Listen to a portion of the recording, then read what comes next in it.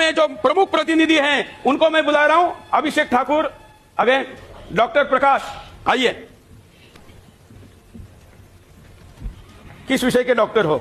नाम मिटाने के? अच्छा, दांत के डेंटिस्ट हैं, वाह, आ जाओ।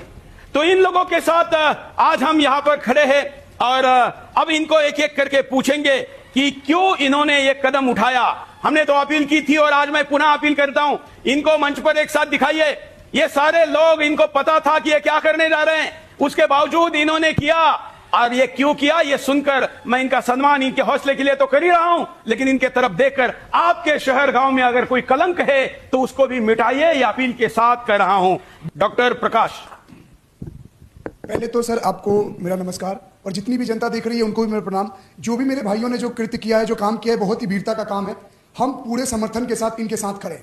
मैं एक बात बोलना चाहूंगा, जितने भी हमारे बड़े बड़े छत्रपति महाराज हो, शिवाजी महाराज हो या छत्रपति संभाजी महाराज हो, जिन्होंने अपना बलिदान जिनके लिए दिया, आज वो अगर ऊपर से स्वर्ग से देखते होंगे तो उनके आंखों से और ज्यादा आंसू छलकता होगा कि देखो मैं किन के लिए लड़ा, जिनके लिए, जिनके खिलाफ हम लड़े, आज उन्हीं की सरकार होते हुए भी उनके रोड हैं, जिन्होंने हमारे बहन बेटियों का निर्मम हत्या और बलात्कार किया, जिन्होंने धर्म के नाम पे इस देश में नरसंहार किया।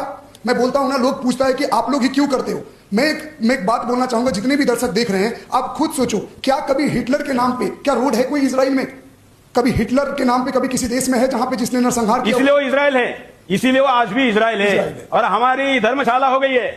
सही बोल रहे हैं सर। हाँ? तो मैं एक बात बोलूंगा, एक गीता का श्लोक है जो मैं सारे दर्शकों के सामने बोलना चाहूंगा कि ये जो लोग हैं, जो पागल, जो हिंदुत्व के हाथ में झंडा उठा के क्यों लड़ते हैं। भगवान श्री कृष्ण ने एक बार अर्जुन को एक सीख देने के लिए कि श्लोक बताया था, जिसका श्लोक कुछ इस प्रकार का है, नमे पार्थास्ति कर्तव्यम त्रिलोकेषु किंचनम ना नवब्दम वब्दम्यम वर्चय कर्मणि। अर्थात ये कि संसार में भगवान के लिए करने के लिए कुछ भी असाध्य नहीं है। श्री कृष्ण चाहे तो कुछ भी कर सकते थे, वो चाहते तो महाभारत के युद्ध को 2 क्षण में रोक सकते थे, लेकिन उन्होंने अर्जुन को बोला कि तुम कर्म करो, तुम युद्ध करो, तुम पार्थ लड़ो। क्यों? क्योंकि पता है कर्म अपना खुद करना पड़ेगा। हमारे जो भगवान तुल्य जितने भी वीर शिवाजी हो, चाहे छत्रपति संभाजी महाराज हो, उन्होंने अपना कर्म किया।